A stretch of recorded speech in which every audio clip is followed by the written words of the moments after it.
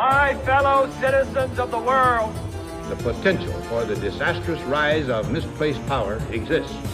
We must never let the weight of this combination endanger our liberties or democratic processes. YouTube, what is up? This is Winston Smith. I just watched the newly released documentary on Netflix called Nobody Speak. It was just released Friday. I watched it yesterday. And this is a documentary that seemingly appears to be solely about the Hulk Hogan sex tape. The first half of it is about that. But the second half takes a more political turn as they invoke Trump's campaign rhetoric as a testament that basically their argument is the free press is under attack. So this is a very patched together documentary. It seems like halfway through it totally switched gears. So that's one criticism in terms of story arc. But they show clips of people at Trump rallies booing the press box, screaming at them, telling them they're all liars, etc. And they show that Peter Thiel, it comes out later that the billionaire who supports Trump, bankrolled $10 million to Hogan and his lawyers to support his trial against Gawker. And they show that the reason he did this was because it was out of spite to gain vengeance on a hit piece that Gawker did about Thiel over a decade ago, exposing the fact that he was gay. And this was, I believe it was before that Thiel himself came out to the public. So he has some animosity towards them. He has reason to, want to bring them down.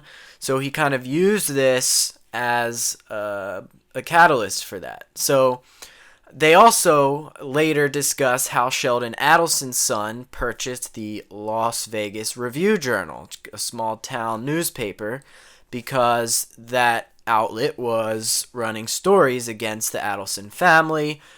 And so the film's conclusion basically is that recent years show that billionaires are attempting to suppress the free press because the free press is running stories tarnishing these people and exposing their agendas. That's the argument that the film tries to make.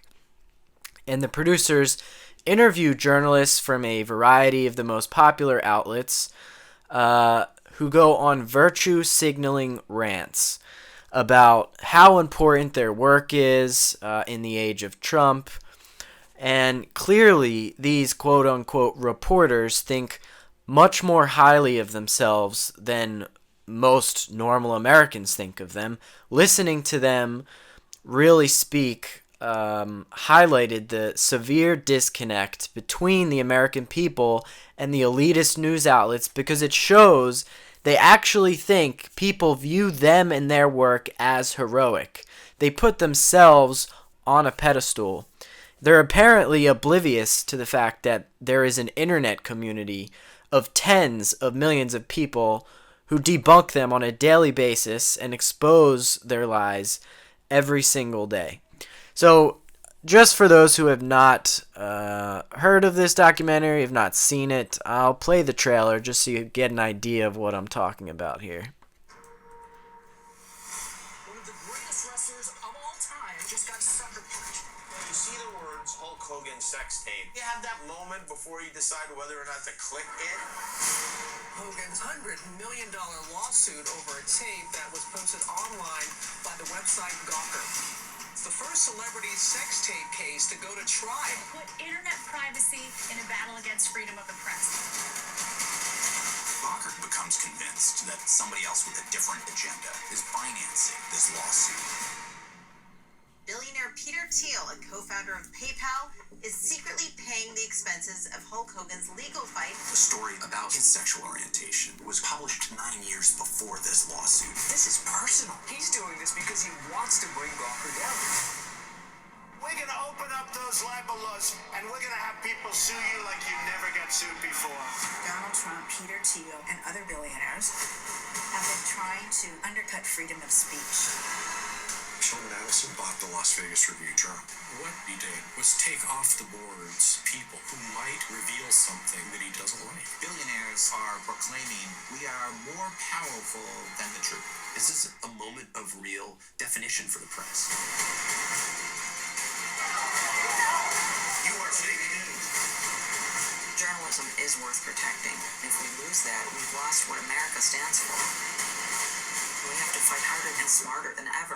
Here's a message to the White House. You keep lying, we're going to keep reporting. The president believes the press is a threat to the country. Alternative facts are not facts. It's the opposite is alcohol. You can't silence the media. We're talking about truth.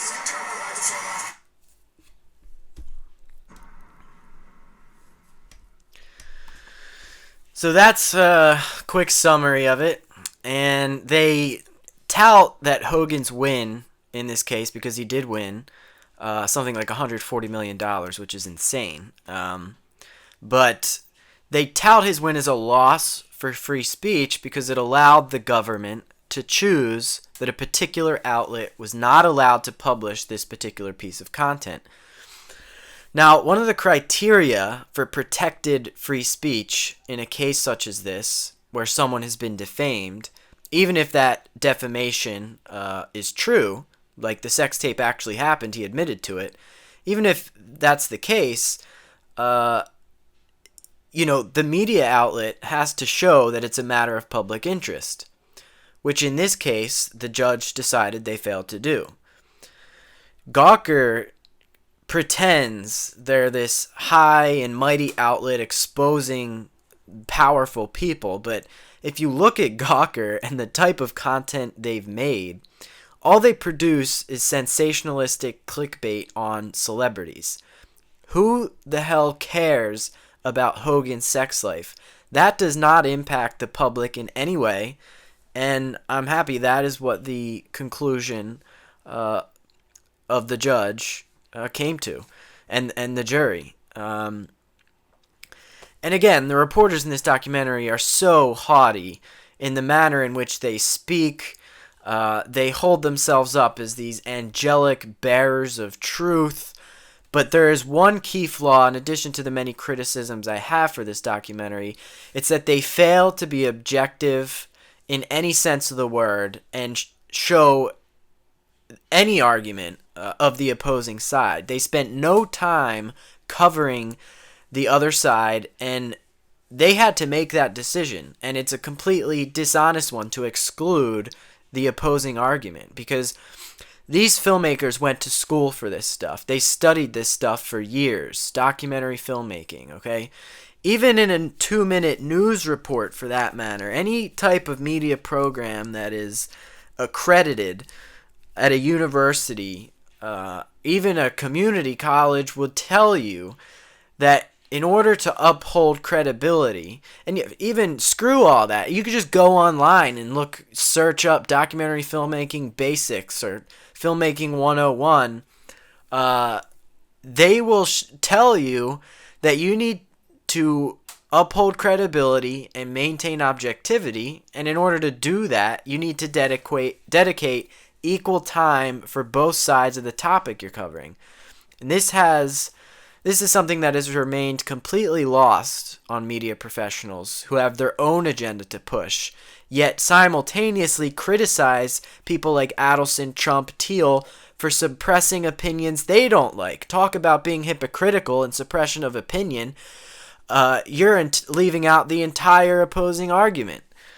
And a huge point I haven't even mentioned yet is that often stories in the media are just straight up false. If you're an average Joe and you see an outlet pushing false narratives about you or your family, whatever it may be, maybe it's just a topic you're informed about and you know that they're lying or being dishonest, you have no method, no money to counter them.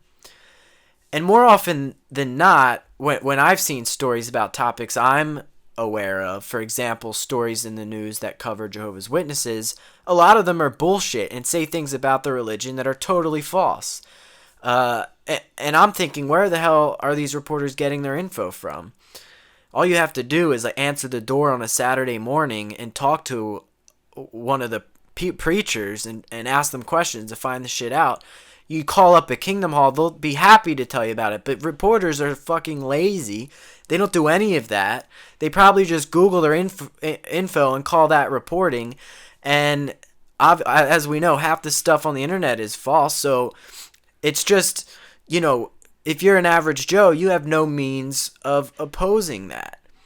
Now, obviously, situations like that, I know it's false because I was a witness, but most people would have no idea whether it's true or not, what they said, and would simply buy into it and think it's true because it's printed in this outlet. On the other hand, if you're a billionaire and you see an outlet pushing false narratives about you, your family, your company, you have the means to put an end to it.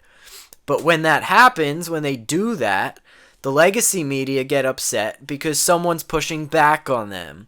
Someone bigger than them is calling them out on their bullshit, and they cry about it. They're used to being able to push people around, whoever they want, just do and say whatever they want to them. But if you tell lies about billionaires, expect a fight. And now, with YouTube commentators picking up so much traction and stealing the legacy media's audience, now even the average Joes are able to fight back. This is Winston Smith. That's my 2 cents. Signing off.